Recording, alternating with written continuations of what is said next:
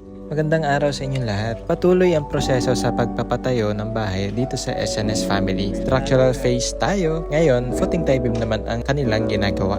Dito, sinusukat namin ni Foreman kung saan ba talaga ang ating magiging finish ground floor line. Bali, ayan na, bababa lang kasi nandito. Ito yung 40. 40 dapat po tayo. 40. Bali, bababa lang ako ng konti siya. Apo, kaya lang natin yan para bumagsak. Tapos ito po yung tatapalan natin ng lupa para pagagapangin yung ating footing tie beam. Napagawang bahay ng SNS Family. Kasi Powerman.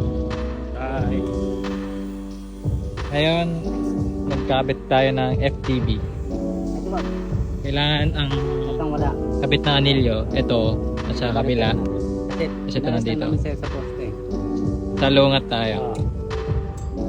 Dito po, nag-advise po ako sa kanila para hindi na sila hugot ng metro na pwede sila mag-cut ng bakal para yun na yung kanilang maging basehan sa agwat ng kanilang sinusukat. Ayan, very good.